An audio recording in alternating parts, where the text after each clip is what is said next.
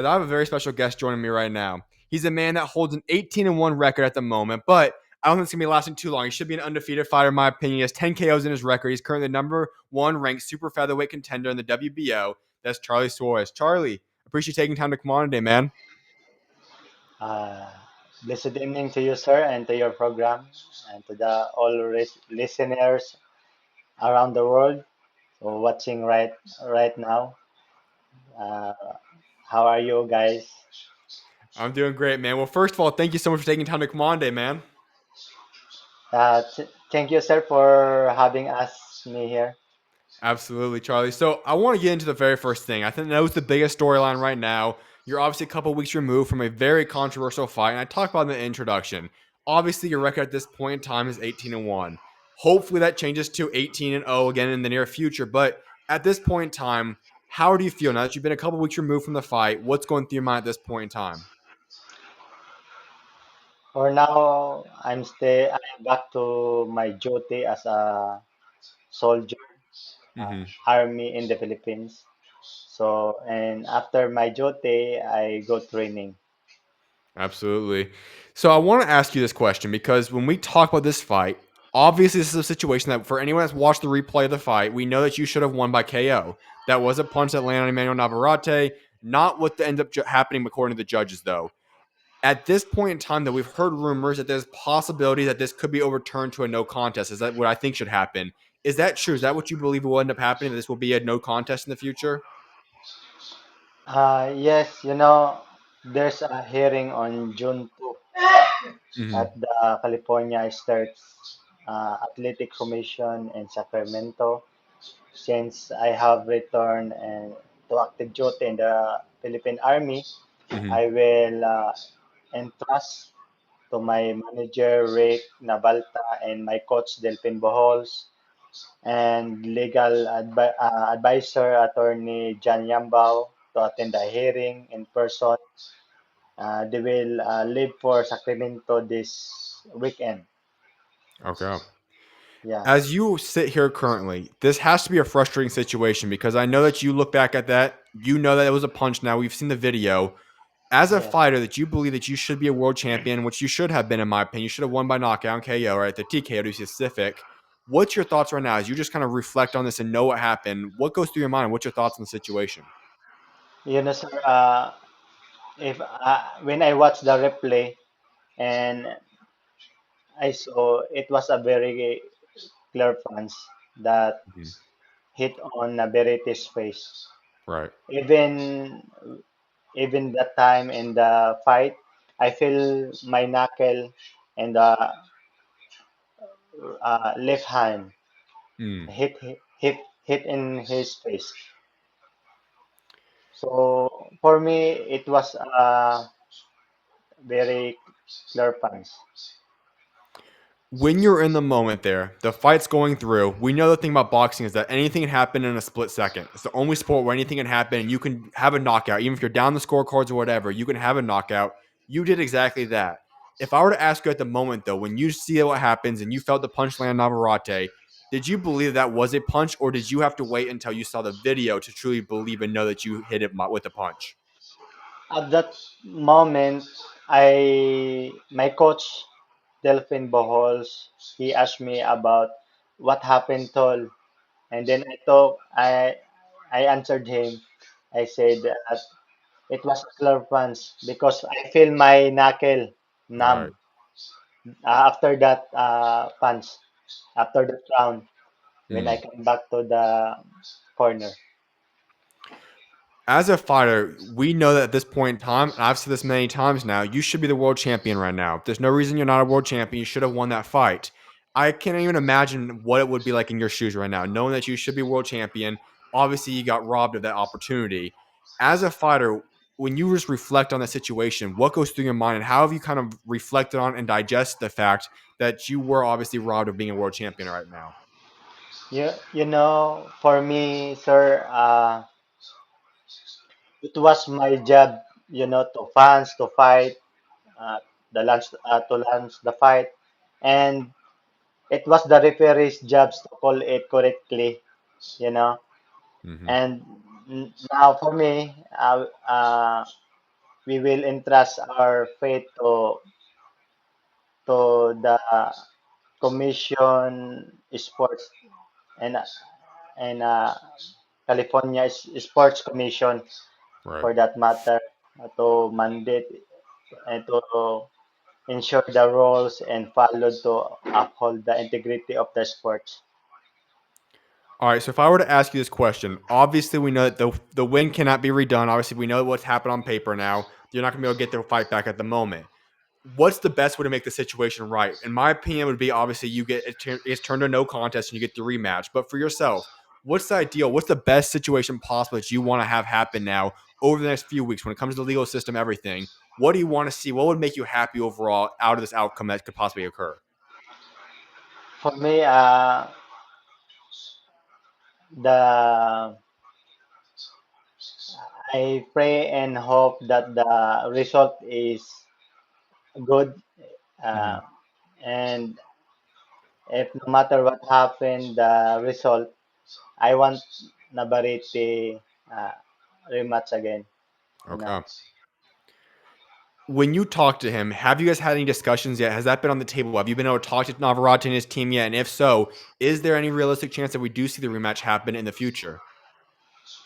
Yes, I will ask them and then uh, to to rematch again. Okay. That is that is my feelings right now. Okay. So do you feel like Navarrete will accept that? Will he honor that request? Do you think he will end up doing the rematch so you guys will have that happen in the future?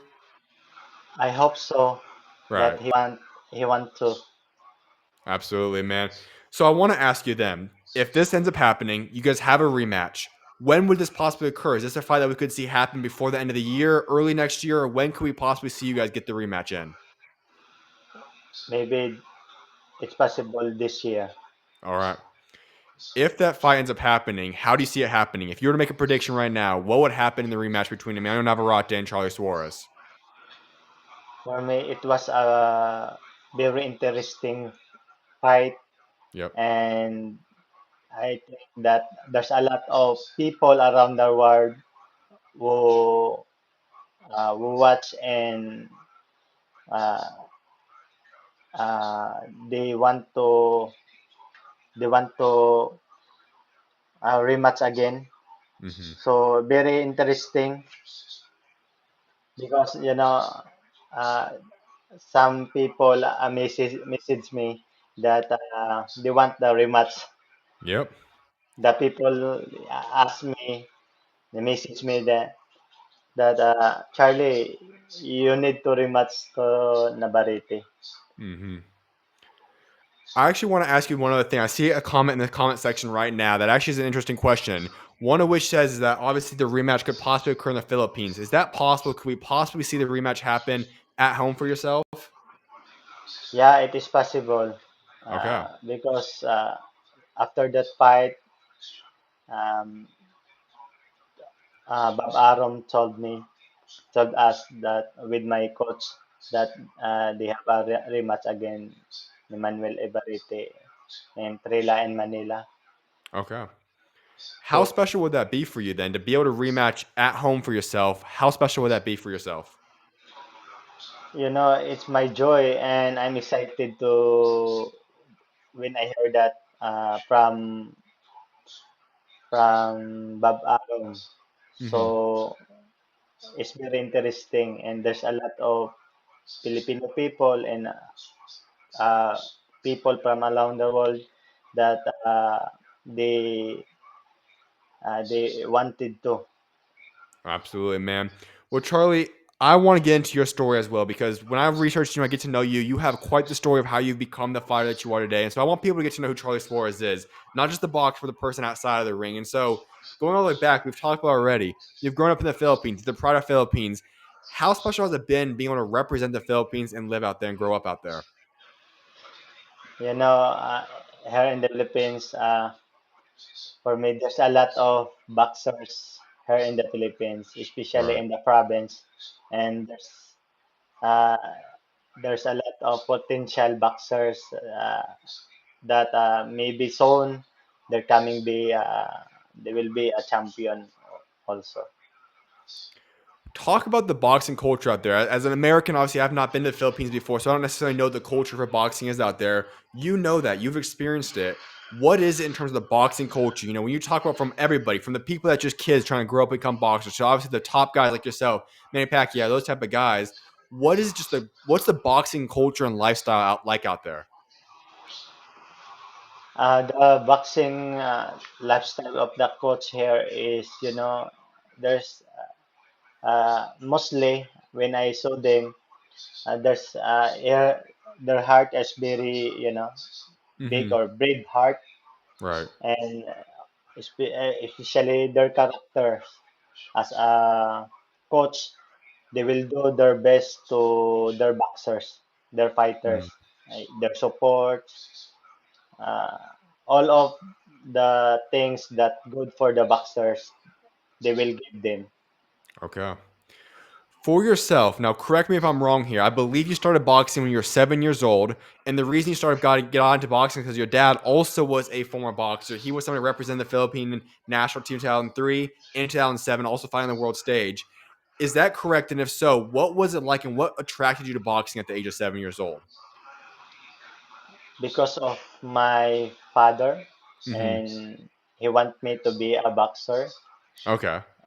and that's why, because I'm obey to my parents, obedience to my parents, I I follow my father what he say to me. Okay. When do you feel like you started to fall in love with boxing? Was that something that took some time until you really fell in love with it, or when did you feel like, you know what, this is my joy? I want to be a great boxer. When I started boxing, when Okay. I was 7 years old, because the passion entered in my heart Mm, and my brain, and I have a goal to become a national team in the Philippines right. and to go outside in the Philippines to compete the international fight. And after that, I talked to myself that I want to be a professional boxer. Okay. So I have a dream, Okay. and that and that dreams, I keep him alive, you know, So always you in my brain. so then you would say that boxing has kind of been your love ever since you picked up the gloves and you put them on, that boxing was what you loved and you knew that that was your calling? Yeah, I believe that every one of us, we have a calling.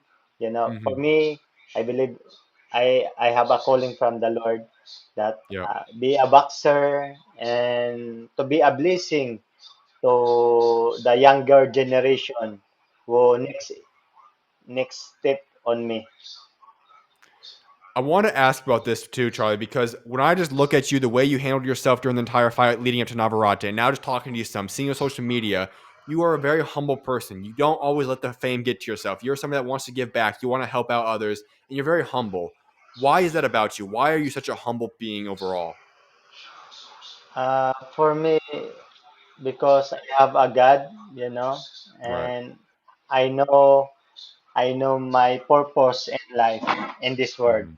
So that's why, and I'm very thankful to my parents because they will always remind me that no matter what happen, stay your faith in the ground and Mhm. always be thankful what happened, what circumstances can enter your life. I love that, man.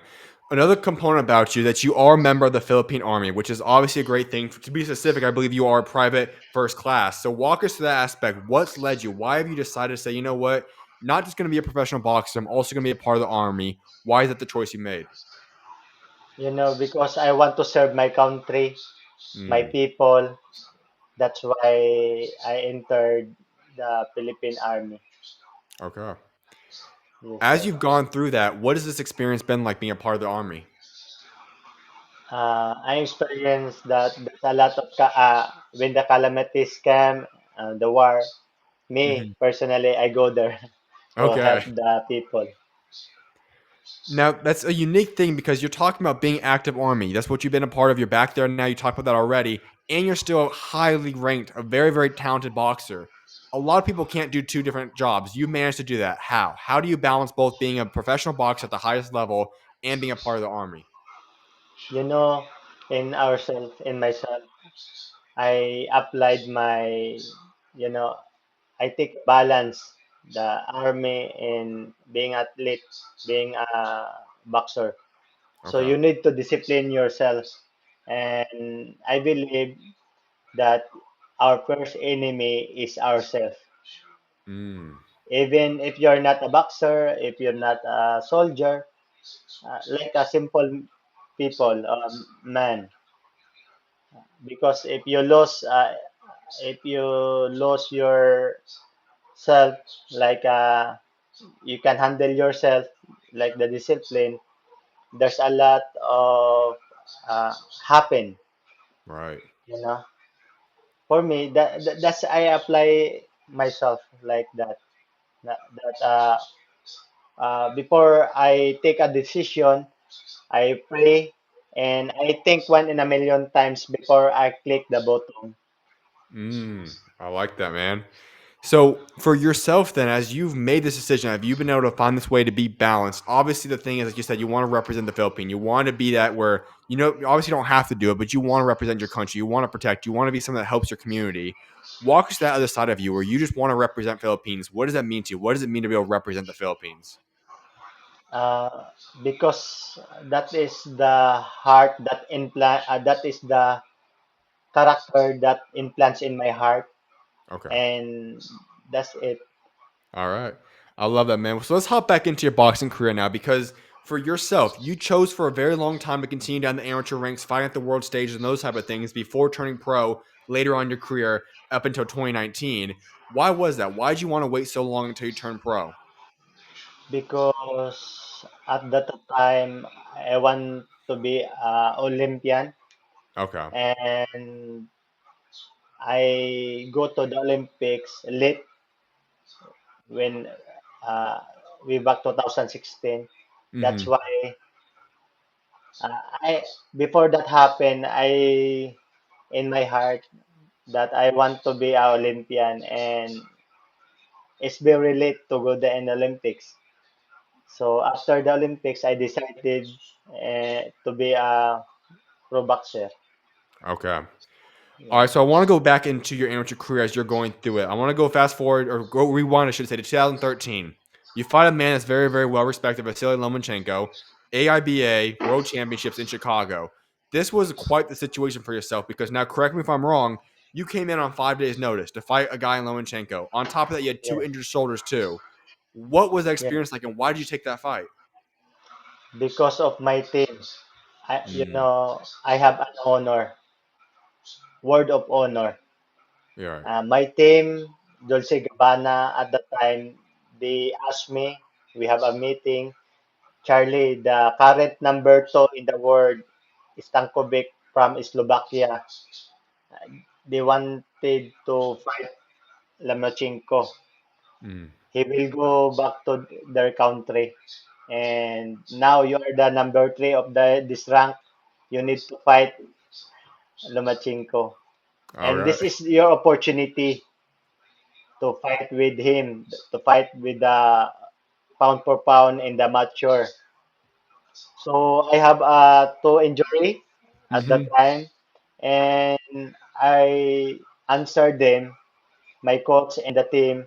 Okay, I will fight him, and because I'm a Filipino, Mm. and they asked me that after third round, the we will stop you. Yeah, yes. That's And crazy. after that time, because almost almost 5 days training Mm-hmm. notice that they gave me, and in the ring, first round and second and third round, my coach, oh, we stop the fight. No, no, no, I'm a Filipino. I bring my country. I finish this no matter what happened. So that is the true happen, that that situation. Yeah. All right, so I got to ask you something else about that question right there because you look at that situation. You're fighting Lomachenko. He's going to be a future Hall of Famer. He's a great fighter, obviously, and hit that in and of itself. A lot of guys are not going to step in the ring with a guy like Lomachenko. The average human being does not want to fight a guy like him. You're going into the opportunity, and you talked about that, the Filipino pride, something that's just within you. You have a different type of personality inside you, a different drive, a different kind of a, you said it earlier, kind of a conductor for yourself. When you talk about that, what's different? Like, why is it that because you're from Philippines and this kind of just grown within you, what makes you have that mentality that says, you know what? I don't care about the pain. I don't care about the circumstances. I'm going to go out there and do my job. Why do you do that time and time again? You know, because of the character that Mm-hmm. implant in my heart came from my parents, the Okay. inheritance, the inheritance of my grandfather, the words of ho- word of honor. Okay. If you can see, you can do it, and uh, the characters of my parents, grandparents, I followed. Okay. You know, I see Yeah. a comment right here too that actually is a great point here, and I want to add on to this because when you talk about the Filipino fighters, there is that warrior mentality. You look at all of them, whether it be present, and you look at the past, and I'm sure it's going to be in the future as well. You guys have a warrior mentality. Is that something that just naturally is born within you guys? Is that something that takes time to develop? Like for yourself, obviously, you can only attest to that portion. Like, were you born from the time you were 7 years old? Was that mentality instilled in you, or do you feel like maybe when you were a little bit older, that mentality started to settle in on you? Yeah. When I when I started the boxing, my father implant made that kind of character, and Mm, it's developed later on. okay. The you meet from another athletes, persons around the world, and you get their advices, their mentality, their attitude, and you can apply into yourself. All right. When you look at other countries in terms of their warrior mentality, I think Japan, a lot of them have a great warrior mentality. Mexico has a lot of great warrior mentalities. And there's obviously other great fighters in other countries too. I'm not going to show disrespect to everybody, but there is a lot of fighters out there that don't have that warrior mentality. When you talk about that and you look at yourself, you've bought into that warrior mentality aspect. Do you feel like that's the best thing for boxing? Do you believe that boxing would be in a better place today if everybody in every country that stepped inside a ring had that warrior mentality the way that you guys have it? Yes, that is true, sir. Mm-hmm. For if you are an athlete or if you are a boxer, if you enter the ring, uh, you need to be a warrior. You know, Mm-hmm. it's not a warrior. You need to be a lion. Right. That is my mentality. If I Mm-hmm. enter the ring, um, I'm a lion or tiger, but Right. outside in the ring, I'm the cat, the small one. The character of the cat, Right. Yeah. very approachable, very sweet, Yeah. like that. Only in the ring, you need to apply the character of the warrior Mm. because that is your job, that is your duty to entertain the people who Right. watch your fight. And 100% for agree. me, I know, I know that kind of feelings from the audience Mm. that they want uh, very good fight. Mm-hmm. Yeah. You know what we see a lot in today is that there's not always that aspect to them. But for yourself, like you said, you have that ability to flip the switch, and that's something that's unique about yourself. When you are outside the ring, as we're talking right now, obviously that warrior mentality is not 100% here. You're able to have a fun conversation. You care for people. You're a generous guy. But then something happens when you get into that boxing ring. You flip that switch. Has that come easy for you? Have you always been able to flip that switch easily, or did that take time to kind of learn how to flip the switch? Uh, because I'm the South Pole Right. before, so that's why anytime I can switch Gotcha. and it's big help that you train every day, uh, Hmm. like that style. Absolutely. Now, also going back to the warrior component, your nickname is the King's Warrior. Where did that Yeah. nickname come from? How did you get that nickname, and why does that? And what does that mean to you to have that nickname? Sir, thank you for that wonderful question. Hmm. Uh, Honestly, that name, I pray for almost 4 months, that name. Really, Yeah, very true. I love that. Uh, and the pastor that he gave that name, he prayed for almost 3 weeks Wow. for that name. And for me, I pray. This is the story. When I turned pro, I pray almost 4 months. Lord, what is your plan for my life? If I turn pro, guide me, lead me, because I don't have uh, connection for the big promoter. Hmm. Me and coach, we started in the garage. Right. Eh, Me and him. So I prayed for the Lord, and then I talked to coach. Coach, before I turn pro, can I pray for this decision? It's very difficult. If I turn pro, I can come back to the amateur. Right. So he said, okay, turn pro. I pray, you prayed. And then I go home and then I prayed. So almost at the time, I have 1 month left for almost 4 months. And then Okay. I saw my pastor, he passed away pandemic, last pandemic. And Okay. he said, oh, King's Warrior. There's a lot of athletes bring the honor of God, like the Lord Army, like that, Right. Yeah. the Warrior of God. But the King's Warrior is represents no other king, no other gods. Mm. Because in this world, there's a lot of gods. Yep. If you bring the God, there's a lot of gods of this world. Right. But if you bring the kings, no other kings in this world, only your king that you serve. Hmm. So that's why, sir, in myself, no matter what happened in my career, I know that I have a kings that help me when I in times of troubles and failures in my life. That's I love why that. I have the strength. That's why I can do all things through Christ who strengtheneth me. That's Amen. why I have strength to pursue every trials, struggles like this the in my boxing career, in my life, because I have the source of energy to sustain every day in my life. Mm. I think that's one of the coolest stories I've heard, man. And as a fellow believer, man, I absolutely love that. And I actually want to get deeper into that story right there because you talked about something really key in that standpoint. You serve one king alone. He's above all else. Obviously, the Bible talks about that. We're going to have worldly kings, we'll have worldly leaders, but above all else, we serve one king and one king only. That's Jesus, and that's Father God. And so I want to ask you about that.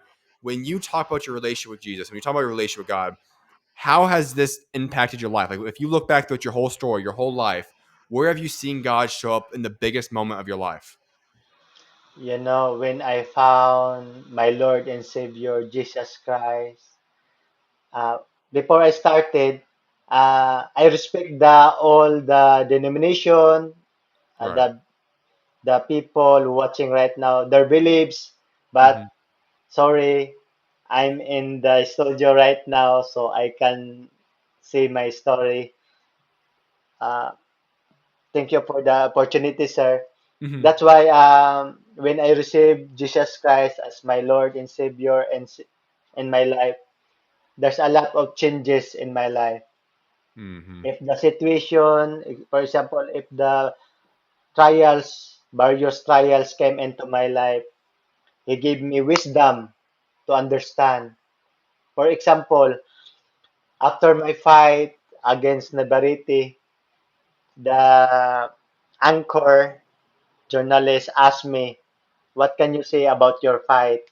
Mm-hmm. And I replied that, I'm sad, and that is I respect the decision of the judge, the doctor, and referees.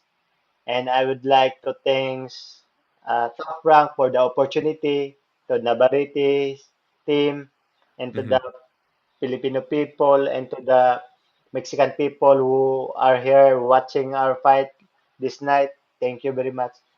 That's it. That Mm-hmm. is the wisdom from the Lord He gave me to answer that kind of uh, question.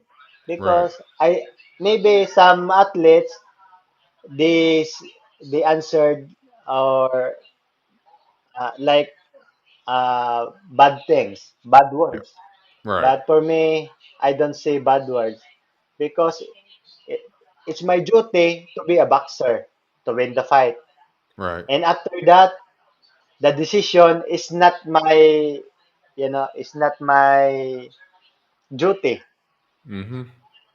So the I leave it to the referees, judges, and doctor their duties.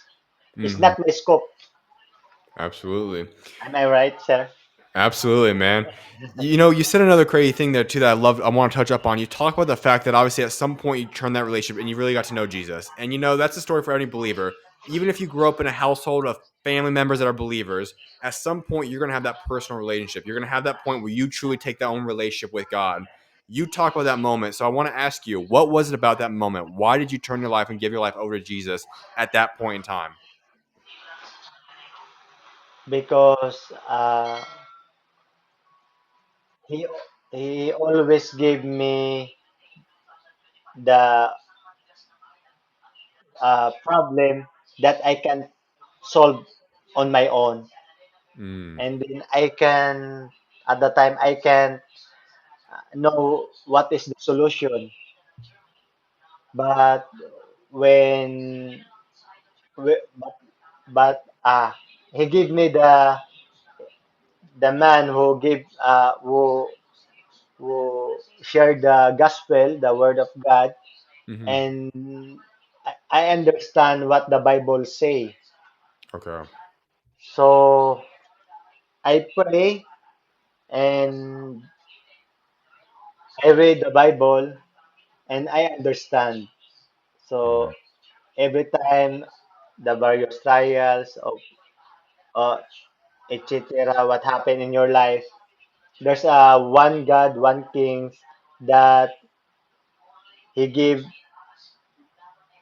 He give you the wisdom, the strength. He give you everything if yeah. what they want to need. Absolutely, man. Well, Charlie, I want to get Yeah. back into your career now and talk more about your journey to this point. And so, where we left off was obviously with the Vasily Lomachenko fight. And right around that time, a year before that, 2012, your goal was to make the Olympics. Unfortunately, it didn't come to fruition that time around. You chose to stay with the amateur ranks up until 2016, where you get to live out that dream. You're Olympian in 2016. How impactful was that? And what was that experience like being able to represent your country on the biggest stage of all sports? You know, I'm very thankful for almost 15 years in the national team. I Right. served when you are the national team, you like a soldier also. You bring the Mhm. honor of your country Right. for almost 15 years. And that experience, I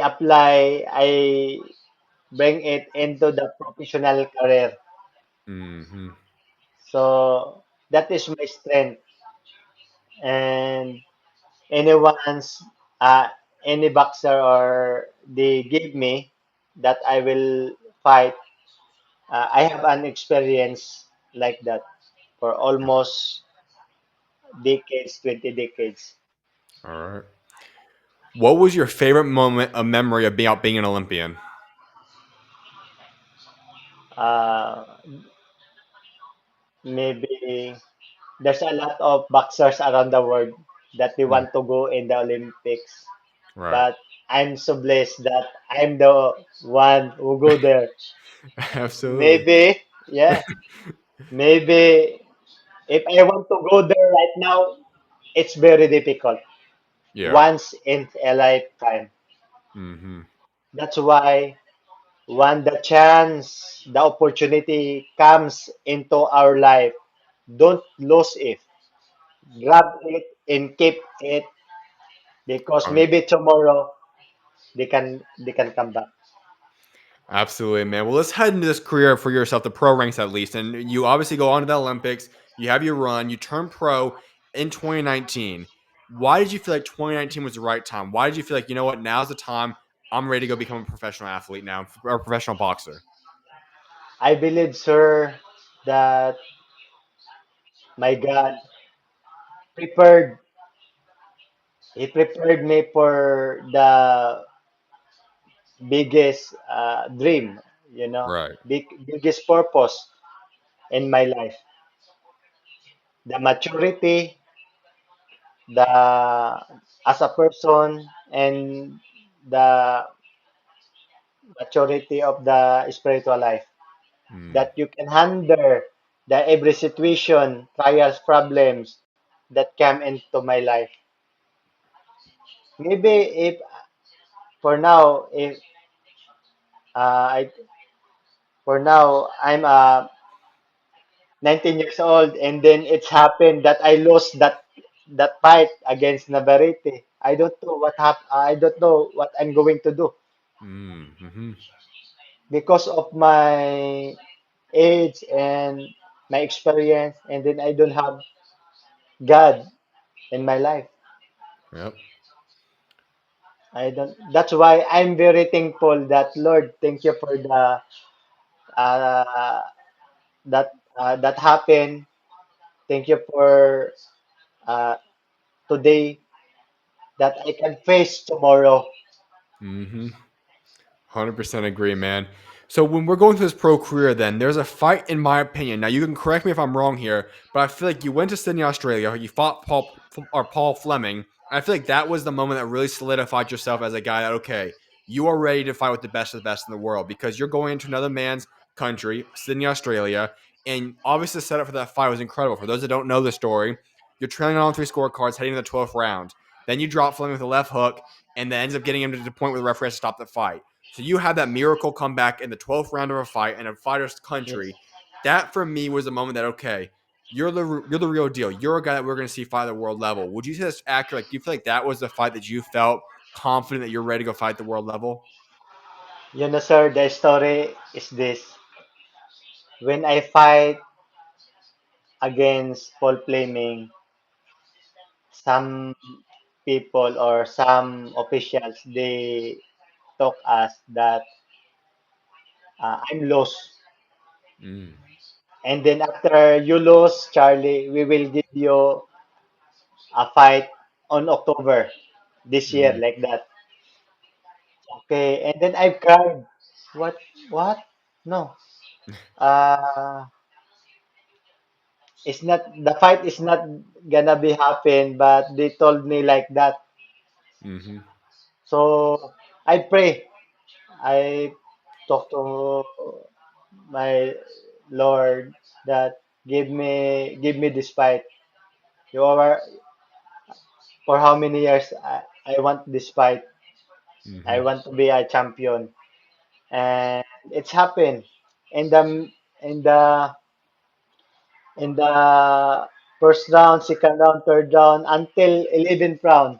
mm-hmm. My Coach Delpin, uh, his his thought state, Yeah. his thought is cracked Okay.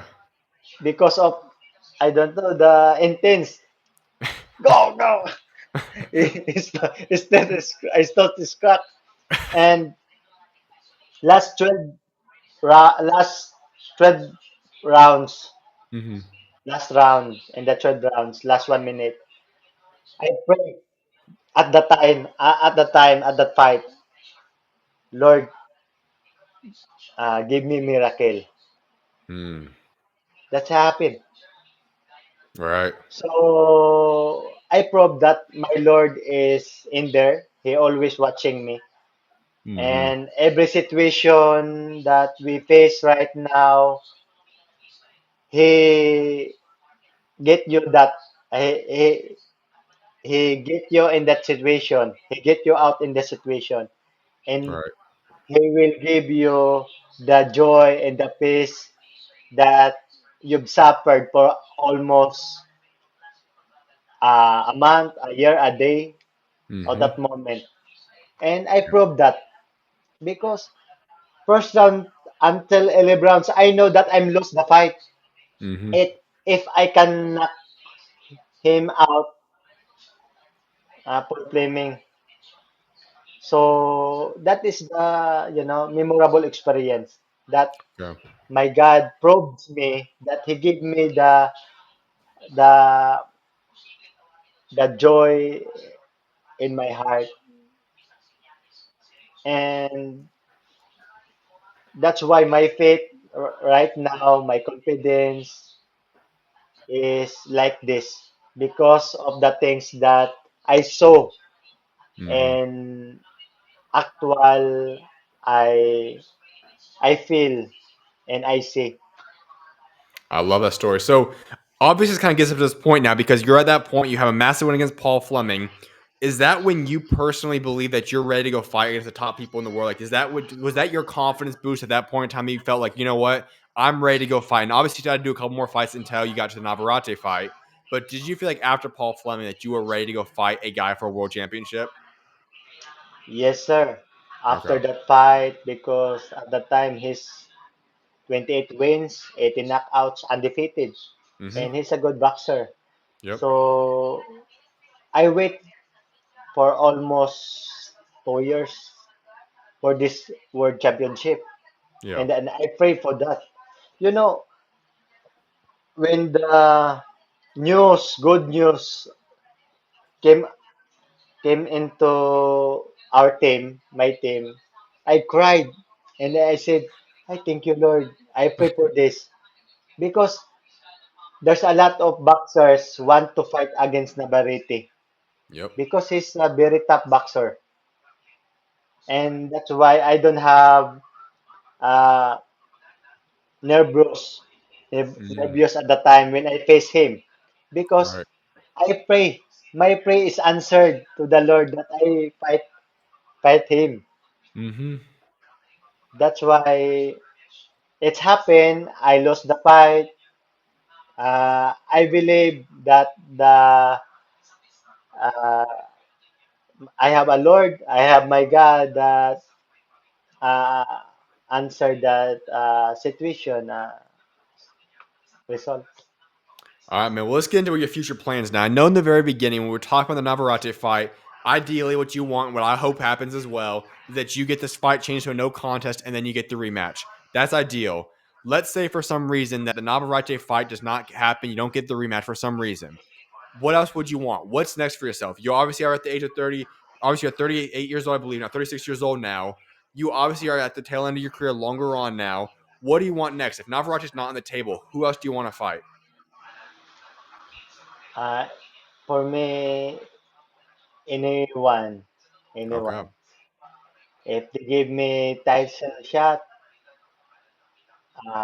as a fighter, I will do my job. All I right. will do my job to entertain the people. I will do my job to win the fight, no matter what happen. And I know my purpose in life. Okay. So if I were to ask you now, let's say over the next year, 12, maybe even let's say 18 months now for yourself going forward, where do you see yourself in terms of your accomplishments, who you fought, what you get done? Like if I were to talk to you in 12 to 18 months, where do you see yourself? What do you see yourself accomplishing over the next year to year and a half? First, I want to be a world champion, Okay. and by God's grace, I retired as an undefeated. And my dream, I want to unify the belt, and after my career, later on, or I don't know, Hmm. Um, I served I served my country and to younger generation, and I do the purpose that God gave me in my life. I love that, man. When you look at your career, do you feel like you still have a lot more years left in the gas tank for yourself? Like, do you feel like you will still be a pro fighter for maybe another 2, 3, 4 years? Do you feel like you're maybe only a year or two left, or where do you feel like how much gas do you feel like you have left in the tank at this point in time? If God allow me, um, 4 years from now, All right, 40 years old. I love After that. that, I retired and I passed my talent to the younger generation. Hmm. I love that, man. Well, I got a couple questions before I let you go, Charlie. One of which is also a fellow person from the Philippines, Manny Pacquiao. Obviously, he's making his return now. He's coming back into boxing, fighting for world championship now on July, I believe it's 19th, if I'm not mistaken. I think it's July 19th. When you look at that, what's your thoughts on that fight? Are you happy to see him back in the ring? Are you excited? Do you wish he wouldn't return? Like, what's your thoughts on him coming back to the ring and fighting for a world championship now? For me, Manny Pacquiao is the one who get the eight belts and Hmm. is the best boxer that I have seen. Yeah. And for this is coming fight, I pray that he won the fight and no more injured, Right. no more injured, and he go back in the Philippines safely, safe. Right. So and he served the Lord continually. Absolutely, man. I love that answer, Charlie. Well, Charlie, I've got one final question for you. We've talked about your story; it's an incredible story, but it's a question like wrapping up every single interview with, and that's talking about your legacy. As you said, for you, Lord willing, you'll be fighting until you're 40 years old. So when that day does happen, you put down the gloves. What do you want your legacy to be for what you're remembered for what you've accomplished both inside and outside of the ring? Yeah, I will I will follow what my God say in my heart, in my mind. You know Okay. what I mean? To serve the Lord, to preach the gospel uh, to the athletes. Mm-hmm. Uh, just for you, I want to say, sir, uh, I study a Bible, Bible school. I Okay. study in Bible school, so I have a background. So that's it. I love. Well, I got to ask one more question on that aspect right there. That's awesome, man. I love to hear that. So, I wanted you to talk a little bit more about that. Then, starting in Bible school, where did that idea come from, and what's your plans for that? Where do you want to see that go from here going forward? Uh, you know, when the pandemics come, I study in the Bible school and online Okay. with the Philippines. And after that, I share the gospel in the church, in Mm, the school, and the people, and right. my friends, and my team. So I that love is it. my joy in my heart, and no one can get that from me. That I love joy. that. Yes, sir. That's awesome. Well, Charlie, that's one of the best answers I've ever heard before, and it's truly been an honor to have you on today. Thank you so much for taking time to come on today. I hope we get to see you back in that ring. I hope you get that no contest, you get that O back on your record, and we see you in the rematch. But congratulations on the great career, and I thank you for coming on once again, man. Thank you, sir. And I pray that the Lord will continue to bless you, to use you in your when you are now, and preserve you, your strength, your family, and keep you from all evil one. Thank you Thank, for this big opportunity that you interviewed me. It's my honor. And to all the Filipino and people who watching right now this evening, thank you to you guys for your support and see you soon. If they give me a big fight, I will give you the entertain. Yes. Absolutely. Well, thank you so much for that, Charlie. Likewise, as well. I'm praying for you and your continued success and continue to be the light, man. It's been an honor having you on here once again. You're always welcome on, and God bless you, Charlie. God bless you too, sir. Yes, sir. See you. Great seeing you, Charlie.